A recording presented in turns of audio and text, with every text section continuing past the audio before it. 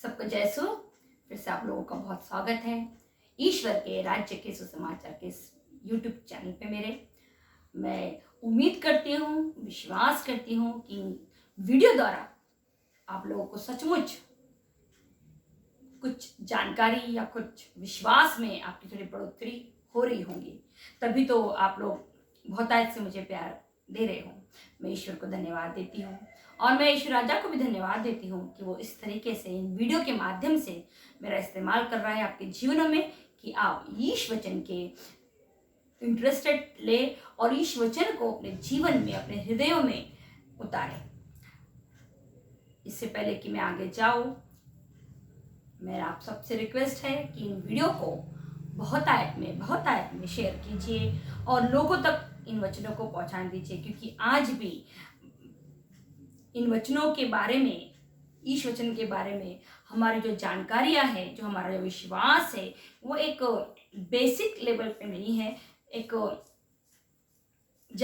धार्मिक रूप पे हम इसको धर्म के रूप में हम अपनी क्रिश्चियनिटी को जी रहे हैं, जबकि हमारी क्रिश्चियनिटी धर्म नहीं, धार्मिकता है।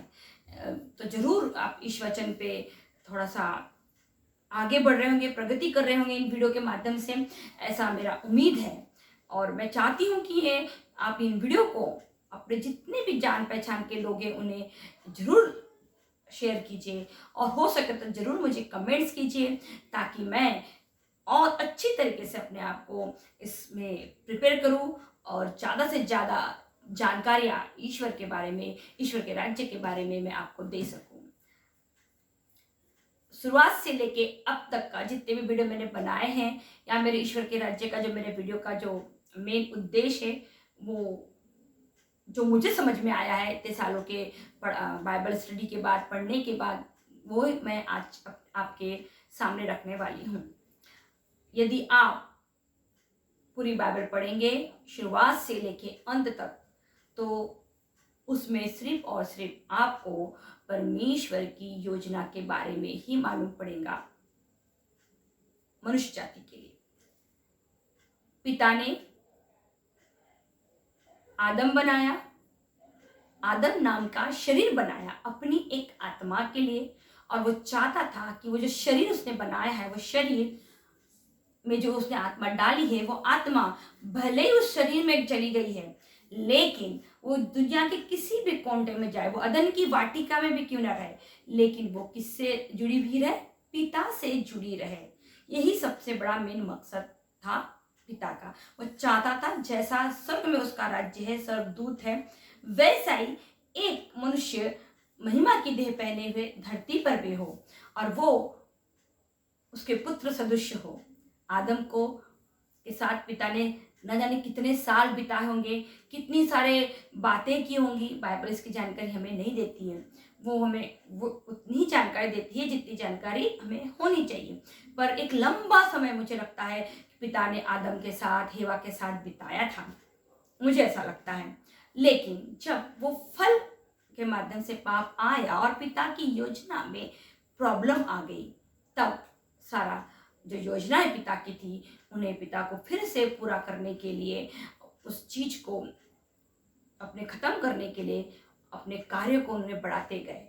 और उन्होंने सारे देहधारी आत्मा को, जब शरीर को आत्मा पहनाई, तो उनको एक ही बात बोला कि तुम सब शरीरधारी लोग धरती के किसी भी कोने में रहो, किसी भी अदन की वाटिका में रहो, लेकिन मुझसे कैसे रहो? जुड़े रहो। ऐसा ना हो कि तुम इस अदन की वाटिका के लिए, इस अदन की वाटिका के फूलों के लिए, फलों के लिए, इसकी खूबसूरती के लिए तुम मुझे भूल जाओ। जैसे कि आज हर एक मनुष्य जाति यही कर रहा है। वो इस संसार में अपने आप को स्थापित करना चाहता है, वो सबसे खूबसूरत दिखना चाहता है, वो कुछ अलग करना चाहता है, वो बहुत सारी प्रॉपर्टी जमा करना चाहता है, वो अपने आप को यहाँ बड़ा साबित करना चाहता है। और इस चक्कर में वो ये भूल गया है कि वो कुछ जो कर रहा है वो शरीर के रूप में कर रहा है, लेकिन उसकी जो आत्मा है, वो आत्मा परमात्मा की है। और उस चक्कर में, इस सब सांसारिक चक्कर में, वो अपने उस पिता को, उस स्वर्गीय पिता को भूल गया है। इसलिए यदि आप 10 नियम पढ़ोगे तो 10 नियम में 3 नियम पिता ने आत्मा के प्रति दिए हैं, पिता के प्रति, यानी पिता आत्मा है तो आत्मा के लिए 3 नियम दिए गए, लेकिन बाकी के 7 नियम उसने शरीर के दिए। लेकिन चौथा नियम बहुत इंपॉर्टेंट दिया है, वो है माता पिता, क्योंकि आत्मा को शरीर का कवच पहनाने का काम माता पिता करते हैं। मैं फिर बता दूं, आत्मा को शरीर का कवच पहनाने का काम माता पिता करते हैं।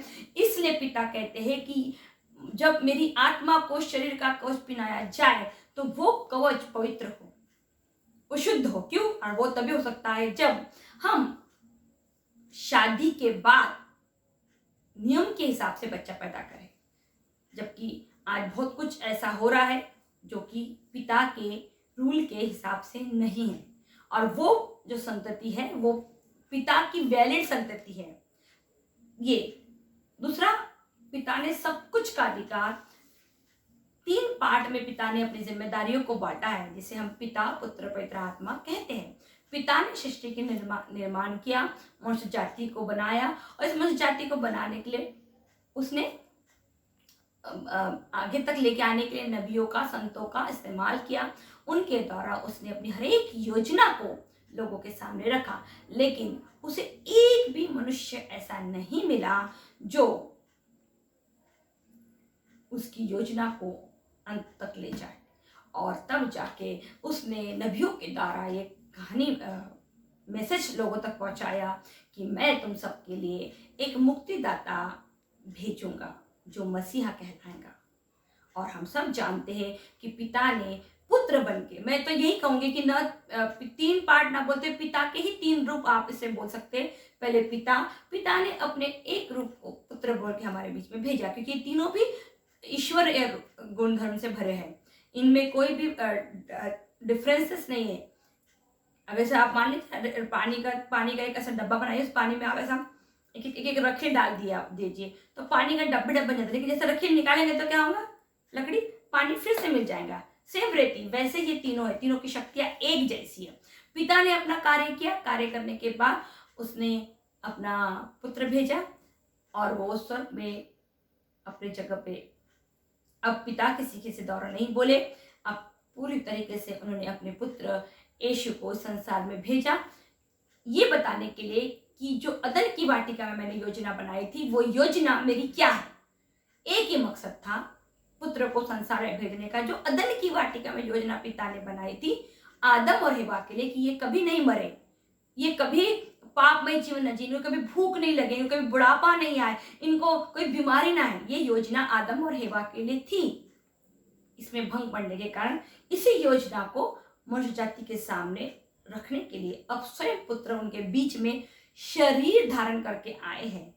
आत्मा शरीर धारण करके हमारे बीच में निवास कर रही है। ये बहुत बड़ा रहस्य है, ये हम मनुष्य जाति के दिमाग के समझ के बहुत परे है। सही है कि कैसे एक आत्मा एक शरीर धारण करती है और वो शरीर पूरी तरीके से पवित्र आत्मा के द्वारा बनता है, उसमें कोई मनुष्य जाति की एंट्री नहीं है, कोई गंदगी नहीं है, वो पूरी तरीके से प्योर है। तो मैं आपको क्या समझाना चाहती हूँ, पिता आत्मा है और आत्मा पहले आई है, आत्मा के लिए शरीर का कवच माता पिता के द्वारा आता है। तो जितना ज्यादा माता पिता की शादी के बाद बच्चे पैदा होंगे, ईमानदारी से बच्चे पैदा होंगे, ये कवच उतना पवित्र होगा। जितना इन बच्चों के माता पिता का जीवन बिगड़ा होगा, ये कवच उतना ज्यादा खराब होगा। तो इस पे आप जरूर ध्यान दीजिए कि हम जो आत्मा आ रही है वो किस शरीर में जाने वाली है। आत्मा के लिए शरीर का कवच बनाया गया था, न कि शरीर के लिए आत्मा। इसलिए शरीर को मृत्यु आती है, आत्मा को मृत्यु नहीं आती। इसलिए शरीर को महिमा की देह पहनाया जाने वाला है। आत्मा तो अमर है, उसको कुछ नहीं होगा। पिता ने पुत्र को महिमा की देह पहनाई क्योंकि उसकी आत्मा प्योर थी, आत्मा में कोई पाप नहीं पाए गए। सही है। मैं आज आपको पूरा बाइबल का थोड़ा सा निचोड़ बताने की कोशिश कर रही हूँ। अब पिता ने अपने सारे कार्य किए, पुत्र को एक जिम्मेदारी दी कि तुम जाओ और दुनिया में जाके बताओ कि मैंने जो अदन की वाटिका में योजना बनाई थी मनुष्य जाति के लिए, उसमें भंग पड़ने की वजह से अब मैं क्या कर रहा हूँ, सारे मनुष्य जाति को ये एक उम्मीद दे रहा हूँ कि तुम सबको एक अनंतकालिक जीवन मिल सकता है यदि तुम मेरे पुत्र यीशु की सुनो। तो आप पूरा बाइबल पढ़ के देख लीजिए, मेरा प्रिय पुत्र है, इसकी सुनो। यही बात पिता ने कही। पिता ने अपनी 3 पार्ट है, मैंने इसको पहले भी बताया है। तीनों की अपनी अपनी अलग जिम्मेदारी है, तीनों का अलग अलग काल है। और अब काल शुरू हुआ है यीशु का। यीशु पुराने और नए दोनों कालों के लिए में हमेशा एक समान हमारे साथ रहते हैं। वो हमारे पुराने जो मर गए उनके भी पापों को क्षमा करते हैं, जो आने वाले हमारे लोग जो पाप करने वाले हैं, कर चुके हैं, उनके भी पापों को क्षमा करते हैं, जो आज है उनके भी पापों की क्षमा के लिए यीशु चढ़ाए जाते हैं। और हम सबों के लिए यीशु ने मैसेज दिया कि मेरे पिता ने जो मेरे लिए स्वर्ग में जगह रखी है वो सेम जगह आपके लिए और मेरे लिए रखी गई है।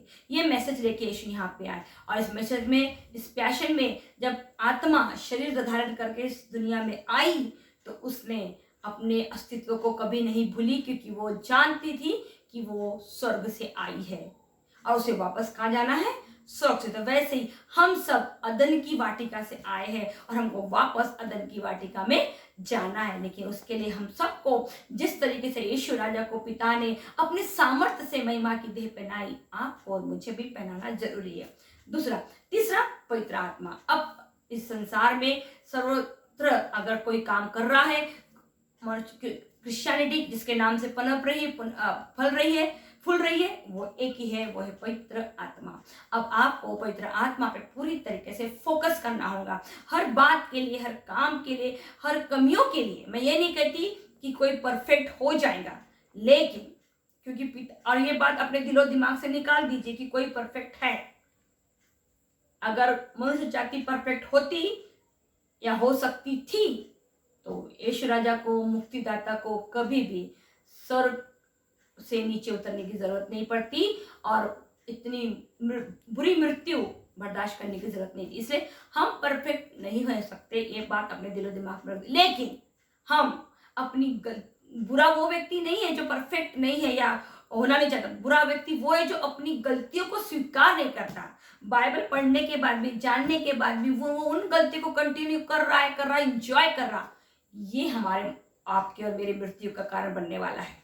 प्रभु इतना ये नहीं है कठोर कि हमारे छोटी छोटी गलतियों के लिए हमको नरक में डाल देगा। वो ऐसी गलतियां जिससे हमने किसी का दिल दुखाया या ऐसे कोई गलती जो उसके नजर में गुनाह है, बहुत बड़ा गुनाह है, उसी गलती के लिए हमें नरक में डालेगा। और वो अगर आप नबी एजेकियल का गण पढ़ोगे, वहां पे प्रभु कहता है कि मैं किसी एक की भी आत्मा की, मनुष्य की मृत्यु से खुशी मुझे नहीं मिलती, क्योंकि मैंने खुद आत्मा को शरीर का कवच पहनाया है ताकि आत्मा जब शरीर में प्रवेश करे तो वो मुझसे जुड़ी रहे, मुझे ढूंढती रहे, सर्च करते रहे। जैसा कि यीशु राजा ने, जैसे उन्हें पता चल गया कि वो संसार के नहीं है और वो उनका पिता स्वर्ग में है, वो अपने पिता को ढूंढते रहे, सर्च करते रहे और उनको उनका पिता मिल गया। आप देखिए, पिता से हर वक्त वो प्रार्थना करते रहे, उनसे वो शक्ति मांगते रहे और उनसे एक बात बोलते रहे कि पिता, मैं इन सब संसारिक कामों के चक्कर में कहीं मैं तुझसे अलग ना हो जाऊं। तो आप और मुझे भी संसार में रहना है, संसार में जिंदगी जीना है, सांसारिक जीवन जरूर जीना है, लेकिन हमसे छोटी मोटी गलतियां भी होंगी, इसमें भी कोई शक नहीं है, लेकिन अपनी गलतियों को रिपीट टेलीकास्ट हम अपनी गलतियों से सीखे। ये ही हमारा प्रभु चाहता है। गलती कौन नहीं करता, हम बने ही गलतियों करके है, लेकिन जब हम अपनी गलतियों को इंजॉय करने लगते, उसे हमें पैशन का नाम दे देते, या सारी दुनिया कर रही तो हम भी कर रहे, तो सारी दुनिया तो बहुत कुछ कर रही। देखिए, अभी बता दी मैं आपको, बाइबल में जो जो लिखा था सब कुछ पूरा हो चुका है, अभी कुछ भी चीज बचा हुआ नहीं। आप देखिए, पुरुष पुरुष से शादी कर रहा है, स्त्री स्त्री से शादी कर रहा है।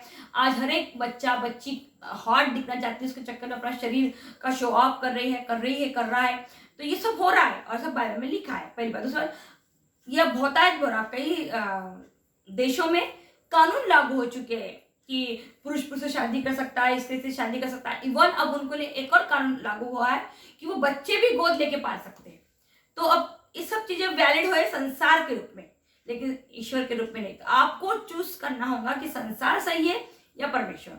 हम दो नाव में सफर नहीं कर सकते। हम या तो संसार को गलत बोल सकते हैं या प्रभु को। हम ये नहीं बोल सकते अगर उनको सही लगता तो वो कर रहे हैं तो सही होगा, नहीं, बिल्कुल नहीं। जो चीज गलत है वो गलत ही है प्रभु की नजर में, फिर वो मैं खुद क्यों ना हो। अगर मैं भी वो चीज में गलत हूं तो मैं गलत ही हूँ। प्रभु किसी के साथ पक्षपात करने वाले नहीं है, सही है। ऐसा नहीं कि मैं बाइबल के बारे में, आपको वचन के बारे में कुछ बता रही हूँ तो मैं कुछ गलती करूंगी, तो नहीं, बिल्कुल नहीं। इसलिए प्रभु ने क्या किया, कई प्रचार करना मेरा मकसद बिल्कुल नहीं है। अब तो समय प्रचार का पहले पर बचा ही नहीं है। अब पूरी दुनिया के राष्ट्र के कोने कोने में सुसमाचार ऑलरेडी पहुंच चुका है, और जहां नहीं भी पहुंचा वो पहुंचने का काम इंटरनेट करेगा, क्योंकि जहां लोग नहीं पहुंच पाते वहां इंटरनेट पहुंचता है। और आज यूट्यूब के माध्यम से हर यूट्यूब बोले जो भी चैनल है ऑनलाइन इंटरनेट उसके द्वारा मोबाइल वहां पे पहुंच के ये काम करेगा, क्योंकि लोग अब प्रचार नहीं कर रहे। जो लोग ऑलरेडी क्रिश्चियन है उन्हीं लोगों का, कोई कैथलिक से निकल के प्रोटेस्टेंट में जा रहा है, कोई प्रोटेस्टेंट निकल के बिलीवर्स में जा रहा है, कोई भाग रहे हैं, उनको कलीसिया में कहीं यीशु नहीं मिल रहा है, वो ढूंढ रहे चमत्कार चंगाई के लिए यहाँ भाग रहे। तो ऐसी कलीसिया की प्रभु को जरूरत नहीं है, उसे ऐसी कलीसिया चाहिए उसको सुख मिले दुख मिले कुछ भी मिले, बस यीशु के नाम में वो आनंदित रहे। ये ऐसी कलीसिया आज यीशु को चाहिए, क्योंकि स्वर्ग का राज कोई क्या बोलते बुर्ज खलीफा की बिल्डिंग नहीं है जो खराब होने वाली है, नश्वर है, वो कभी भी नुकसान हो सकता है, वो अमरत्व की चीज है। तो आपको और मुझे अगर वो चाहिए तो उसके लिए कुछ कीमत तो आपको मुझे चुकानी पड़ेगी। इस संसार में कुछ तो अपनी इच्छाओं को मारना पड़ेगा। आप बोलेंगे हम इस संसार को भी इंजॉय करेंगे और हम स्वर्ग में जाएंगे, तो ऐसा मेरे भाइयों बहनों नहीं होगा। ये वचन कहता है। तीसरा पार्ट आता है पवित्र आत्मा का, जिसपे आज पूरी दुनिया कायम है, टिकी हुई है। आज पूरे संसार में पवित्र आत्मा काम कर रही है, और पवित्र आत्मा हर एक व्यक्ति को उसके बपतिस्मा के टाइम दी गई है। वो आपको उसको प्रार्थना करके पिता परमेश्वर से मांगना पड़ेगा, ताकि पवित्र आत्मा आपके द्वारा कार्य कर सके, क्योंकि हर एक व्यक्ति की अपनी एक बुलाहट है, और पवित्र आत्मा उस बुलाहट के हिसाब से आपका इस्तेमाल करेगी। यही क्रिश्चियनिटी बची हुई है अभी अंत में, क्योंकि आप देख रहे हो आग उगलेंगी धरती पर। तो आप देखिए यूक्रेन और रशिया में लड़ाई हो रही है, आग उगलने का मतलब क्या है? वो लोग बारूद तो उगल रहे ना, तो धरती का तो नाश हो रहा ना, वो आग उगल रहे हैं। जो वचन में लिखा है वो सब कुछ पूरा होने को है। मुझे नहीं पता अंतिम दिन कब आएगा, लेकिन हम अब परमेश्वर की नजर में तैयार होना चाहिए, मरने के लिए नहीं, जीवित रहने के, अनंत जीवन के लिए, परमेश्वर की योजना को जानने के लिए। हमारा पिता ने कितनी अद्भुत योजना हमारे बनाई है कि वो हमें एक ऐसे राज्य में ले जाएगा जहां वो और मैं, हम और आप साथ रहेंगे। ऐसी योजना है हमारे स्वर्गीय पिता की, हम मनुष्य जाति के लिए और सबके लिए। ये सिर्फ क्रिस्ती लोगों के लिए नहीं है, ये हर एक मनुष्य जाति के लिए है जो ईश्वर आज्ञाओं को पालन करने में इंटरेस्टेड है, जो नियमों को पालन करना चाहते हैं। आज हमारी क्रिश्चियनिटी लगभग एक शो ऑफ जैसी बन गई, ज्यादातर ऐसी हो चुकी। हम छोटे कपड़े पहन के, दारू पी के, क्रॉस रख के, मटन खा के, इंग्लिश बोल के, इंग्लिश नाम रख के क्रिश्चियन बनना चाहते हैं। ये क्रिश्चियनिटी नहीं है, ये क्रिश्चियनिटी, इससे यीशु का कोई लेना देना नहीं है। क्रिश्चियनिटी आज्ञाओं का पालन है, क्रिश्चियनिटी विनम्रता है, सहनशीलता है, प्रेम है। गुस्सा सबको आता है, यीशु को भी गुस्सा आता था। कब? जब फरीसी शास्त्री उनके सवालों का सही जवाब देते थे, उनको गुस्सा आता था कि इनको जानने के बाद भी लोग मेरा सही जवाब नहीं दे रहे, और वो देखते थे ऐसा। लेकिन उनको क्रोध सिर्फ एक ही बार आया, और वो है जब उनके पिता का घर लोगों ने कबाड़ खाना बना दिया था, मार्केट बना के रखा था। एक ही बार पूरे बाइबल में क्रोध आया, लेकिन गुस्सा उन्हें आता था, क्योंकि गुस्सा ज़्यादा देर तक रहता नहीं, थोड़ा, और वो किसी के लिए नफरत नहीं रहता उसमें, और थोड़ा सा आया चले गया। वो अपनों के अपने बच्चे ने कुछ गलती की, गुस्सा आता, थोड़ा देर के लिए चले गया। तो उसको समझने की कोशिश हमको करना है कि क्या सही है। और पहली बात। दूसरी बात ये है कि अब समय आ गया है कि हम स्वर्ग के राज्य से वंचित ना रहे। दूसरे क्या करते क्या नहीं, उनका डिसीजन है। बाइबल उन्होंने भी पढ़ी है, बाइबल उनके पास भी है। सब पढ़ने के बाद, देखने के बाद भी वो कर रहे हैं जो उनके लाइफ स्टाइल के हिसाब से सही है, तो ये उनका चॉइस है, अपना नहीं। मेरा काम है आपको बताना कि पवित्र बाइबल का में ईश्वर का राज्य के सुसमाचार का, ईश्वर का एक ही योजना थी। वो योजना है अदन की वाटिका में आदम उससे दूर हो गया, हेवा उससे दूर हो गई, उसकी वो आत्मा उससे दूर हो गई। अब वो चाहता है कि आदम और हेवा उसके साथ फिर से उसके पुत्र पुत्रियां बन के रहे, और इस बार वो अदन की वाटिका में उसको नहीं रखने वाला है, वो इस बार अपने साथ हमको रखने वाला है। तो दोस्तों, ये पूरी बाइबल का सार इतना ही है कि हमें हमारे पिता को 24 घंटे सर्च करते रहना है। शारीरिक रूप से तो हमें मेहनत करना है, जिंदगी जीना, क्योंकि शरीर दिखता है, लेकिन हमारा मेन मकसद हमारी आत्मा को बचाना है जो पिता के पास से आई। तो उसकी ताकत को समझना है। इसमें जरूर हमको बहुत तकलीफ होंगी, क्योंकि संसार हर जगह से हमें लॉलीपॉप देते रहता है, लालच देते रहता है। वो हमें बोलता है तू भी दारू पी ले, मैं भी पी लेता, तू भी खा ले मटर, मैं भी खा लेता, वो कर रहा तो तू भी कर ले, वो पहनता तो तू भी पहन ले। ये चलते रहेगा, लेकिन चॉइस आपको है। पवित्र आत्मा से मदद मांगिए हर बात के लिए, हर समय के लिए। उसको पुकारिए कि पवित्र आत्मा हमें कैसा जीवन जीना चाहिए कि हम पिता की नज़रों में एक अच्छे बच्चे बन जाए, उनके सामने खड़े होने योग्य बन जाए। तो दोस्तों, आज हम सबों के लिए 3 चीज़ें हमको समझने की जरूरत है। पिता, पुत्र, पवित्र आत्मा के कार्य। पिता ने अपना काम किया, वो अपनी जगह पे है। पुत्र ने अपना काम किया, वो अपनी जगह पे है। आज सिर्फ पूरे दुनिया में, पूरे संसार में, पूरे राष्ट्रों में एक ही ताकत काम करती है, वो है पवित्र आत्मा। पवित्र आत्मा की मदद के बिना एक पत्ता भी आप और मैं हिला नहीं सकते। तो दोस्तों, अगर यदि वाक्य में आप ईश्वर के राज्य के सुसमाचार में, ईश्वर के राज्य में प्रचार में एंट्री करना चाहते हैं, तो पवित्र आत्मा से हर दिन, हर पल, हर समय मदद मांगिए, सहायता मांगिए। उससे बोलिए कि हमें इस योग्य बनाए कि हम जब मुक्तिदाता, उद्धारकर्ता ईश्वर की महिमा के साथ आए घोड़ों पे, तो वो इतने सारे लोगों के झुंड में से हमें उठाए। ये बहुत बड़ा रहस्य है। जिस दिन मनुष्य जाति ये जान जाएगा, समझ जाएगा, वो इस संसार में किसी चीज के लिए हाइपर नहीं होगा। तो दोस्तों, जरूर इस बात को सुनिए। चलिए एक छोटे से प्रार्थना से वैसे तो मुझे नबी एजेकिएल का एक पढ़ना था, आखिरी का एक छोटा सा चैप्टर में आपको पढ़ जाती। वैसे तो सबों को स्वयं के कर्मों का फल है, बहुत बड़ा चैप्टर है 18, मैं पूरा नहीं पढ़ रही समय की वजह से, छोटा सा मैं आखिर का पढ़ रही हूँ आपके लिए। प्रभु ईश्वर का ये कहना है, इजराइल के घराने, मैं हर एक का उनके कर्मों के अनुसार न्याय करूंगा। तुम मेरे पास लौटकर अपने सब पापों को त्याग दो। कहीं ऐसा ना हो कि तुम्हारे अपराधों के कारण तुम्हारा विनाश हो जाए। अपने पुराने पापों का भार फेंक दो, एक नया हृदय और एक नया मनोभाव धारण करो।